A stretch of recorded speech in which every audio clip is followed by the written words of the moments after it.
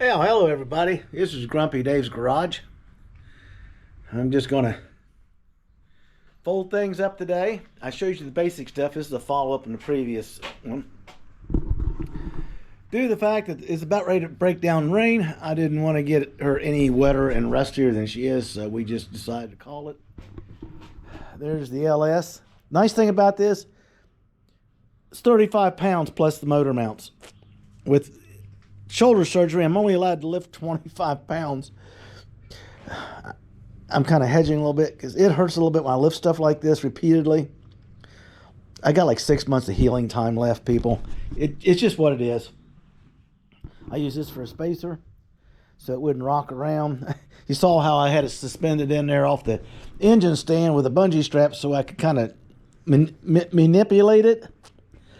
I got a transmission jack coming for this baby. I'm going to put it together to show you how to use that to set it in. I've got the areas that I don't know if I can get the cover up enough to see it. I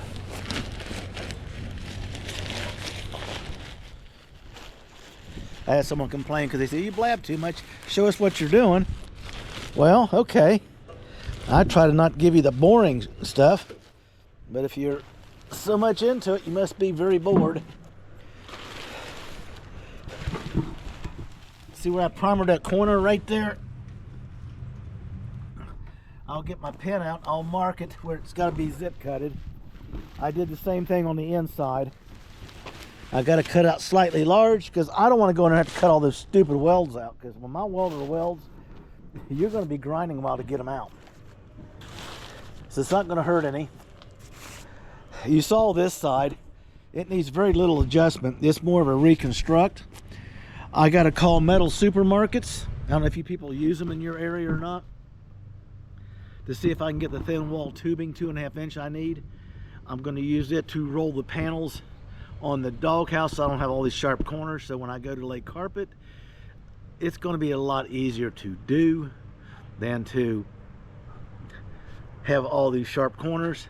Because it looks like it's stamped instead of just patched in. And there's a lot of stuff going on. I took the liberty of removing the drive-by cable. Okay.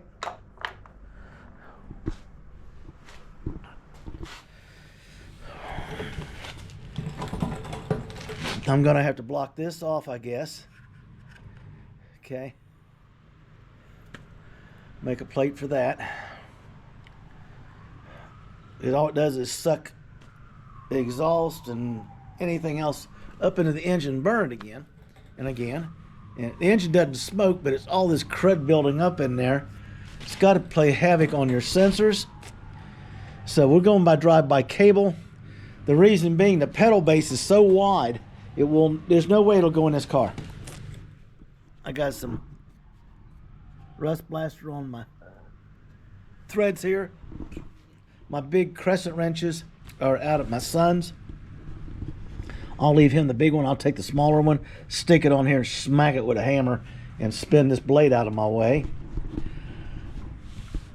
I kind of want to get this. I got a engine stand coming. Okay, so what you're going to see is I'm going to take the transmission and put it on the engine stand and start redoing it. But first, you're going to watch me cut, and we're going to make the body fit the transmission. And then I'll rough fit all the panels in, and he'll tack them. And then I get the pleasure of removing the mock-up engine out and remove the transmission. Then he'll weld the motor mounts in permanent with a really good strong weld, and then he'll go in there and start welding again and get all the panels we build and construct and everything we haven't finished welding yet done. And while that's going on, I'm going to see if he'll let me put it on camera. He's kind of a private guy. Don't know if he wants to be on camera or not. And the bottom line is, the very bottom line, that transmission will be on the engine stand. So I can put the front seal in it, throw it on the stand, put the rear seal in it, flip it upside down, after I clean the transmission, I can roll it out here and clean it. Bring it back in, roll it upside down, finish cleaning it up, replace the gasket, replace the filter, and get it done right. I got the nuts and bolts, all but the two I'm holding the pan on, soaking in vinegar. I will show you that the quick trick on that. People don't think, oh, you got to do... No. All that gritty, grimy stuff that's in the threads of your nuts and bolts, you can see it floating in that vinegar. It is actually... Smells good, too. Cleaning it. So when I get done, it's still got a little bit of the greasy stuff on it. I'll throw it on a towel, hit it with some parts cleaner, brake cleaner, to knock the oily film off of them and the vinegar off of them. And when it dries, I'll grab them by the head with a pair of pliers, and I got a wire wheel. It's real soft and a slow turning drill, and just run around them a couple times and throw them down. They'll be shiny, clean as new, without any grit or anything to go back in the threads. I learned that trick years ago. You can see, look at that. That's all the stuff over the years this engine's been running, being sucked back into the intake. Now, I want to get this thing up on a stand. This has got to get pulled. This has got to get pulled. This has got to come off. The manifolds have got to come off.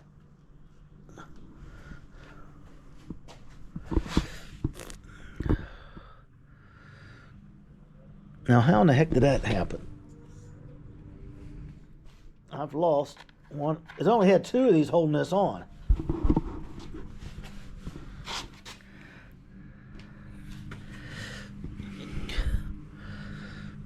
No big deal. I'll go get a couple new ones. Wouldn't hurt to have a couple spares anyway. Because this one didn't even have anything on it. Only this one and this one did. I'll take this off. I'll take these clamps off. I got stainless steel clamps over there. I got a whole box of them. Different smaller sizes. Because you go to auto parts store to get them, you can never get the small ones you want. I got some stainless steels.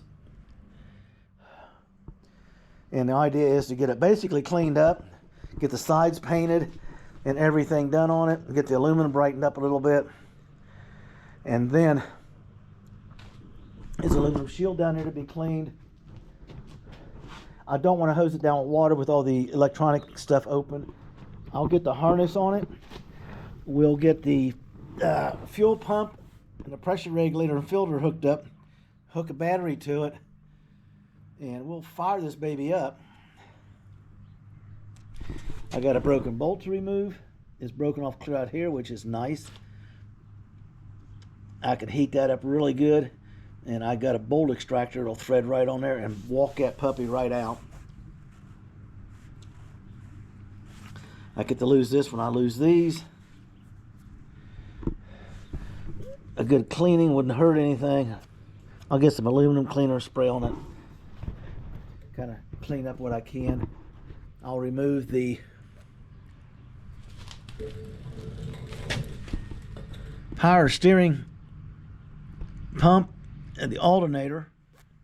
Like I'm saying, we're actually going to try to move the alternator to this side, put the power steering pump on that side, which will be straight over here, which actually almost fits. It's impressive how close it doesn't fit. Now, I've been told that you can't do this and you can't do that. You can't. There it is. I knocked it over. Now I got 2 out of the 3. I still got to go buy a couple.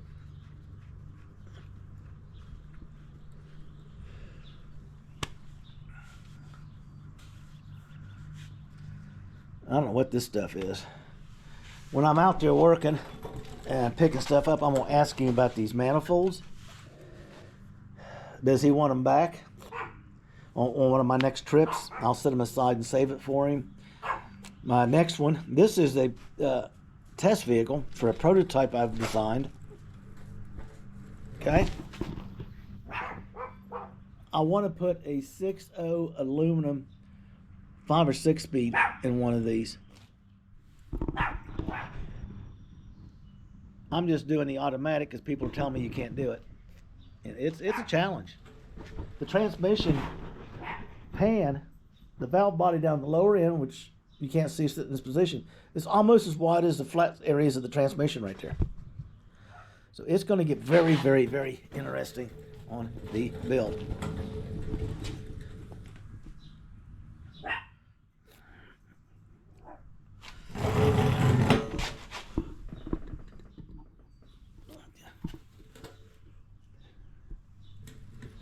So basically, I like that word basically, down to the bottom fine line. Let's just say that.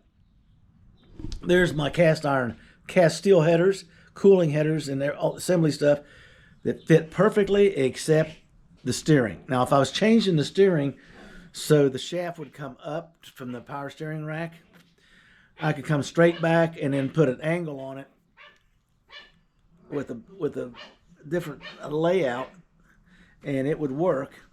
But I can't see going that route unless I absolutely have to. There's Miss Macy's, trying to see what Daddy's doing. Here comes mischief written all over her. That's Miss Gabby, the shop dog. Right now she's looking for a nut or bolt or something she can steal. Look at her. She's looking innocent. She's going to find something and she's going to grab it and she's going to run out the door with it.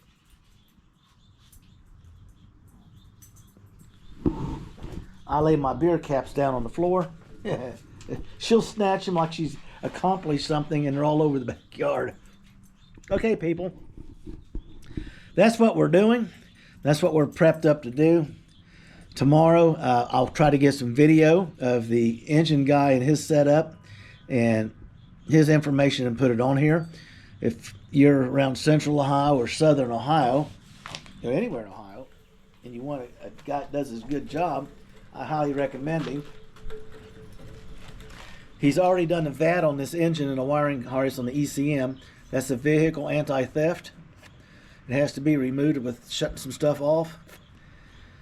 So he's got another one done for a 5.3 that is drive by cable, and that's what I want.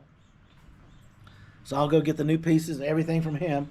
And it's a newer ECM.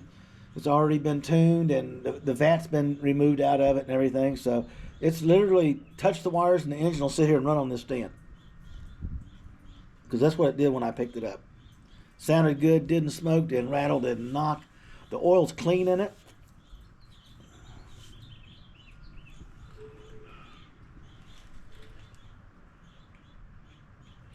So I'm kind of impressed with it overall for what I paid for it.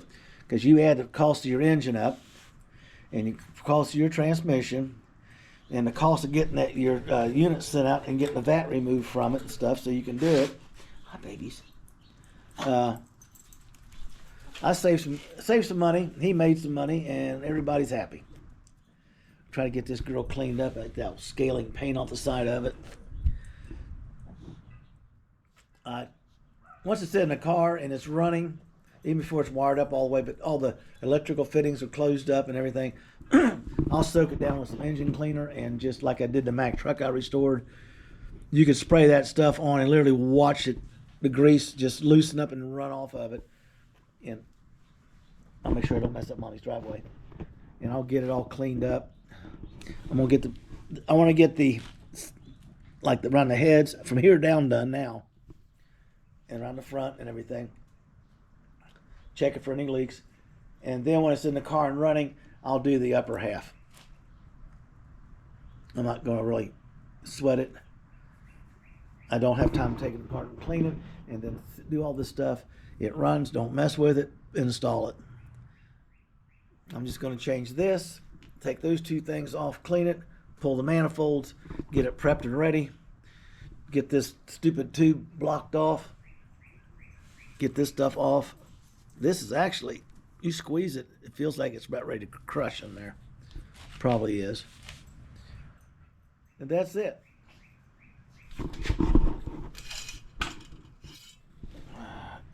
There's the oil. Get out here in bright light. It's not really that dirty. So it tells me someone did take the time to get the oils changed in it. I'm just hoping the transmission is as good as it's supposed to be. The fluid's a little bit dark. It's to the point it's supposed to be changed and cleaned according to the book. So I'm going to get it serviced. Look at that. That's just stuff falling off the end. I'll get it cleaned up.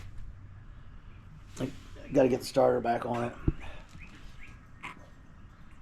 Good to get the fan off of it. It's just a bunch of little things, people. Just give you a quickie here. It's going to be raining here in a little bit. As soon as the dogs get done getting in a fist fight, I'll take them in the house. I got to get online, do a couple things. I primered the areas in the car and in the front. So probably Thursday.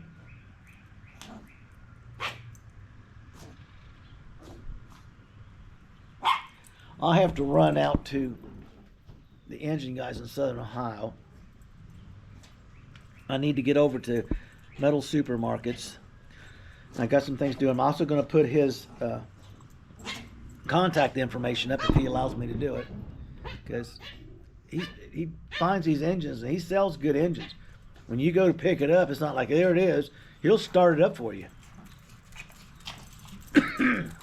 You can't let it run very long because it's not hooked to a radiator. But for after a minute or two, you can run. If it's not rocking, rolling, knocking, or smoking, you got a good chance of not having to mess with it too much. Some guys buy them, can't wait to tear them apart. Me, I like the plug and plays, and this guy's the one to do it with. So basically, what we're going to do, here's my word. Basically, I got to quit using that word. The bottom line, we're going to start cutting and opening it up. The jack, let's see, the jack should be here tomorrow or the day after. We'll get the transmission fitted. I'll get it cut out in the meantime. And we'll roll it out there and we'll set the camera up. We'll raise it up in the car and see how much more trimming we have to do. Once it's in position, I'm going to attempt to put the cross member up to see what it does. I got to get it on the bench. That's a good job for tomorrow afternoon.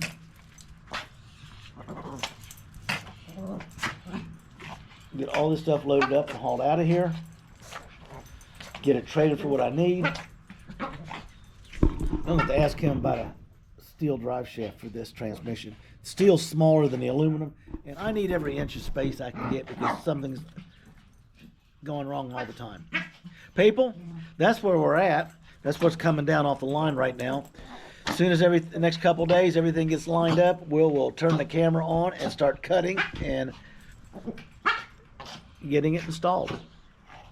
It's just been a hassle to get to this step. The main fault coming up that I'm dealing with is the headers. I just cringe when I think about them. I don't like fender well headers. I don't have a choice.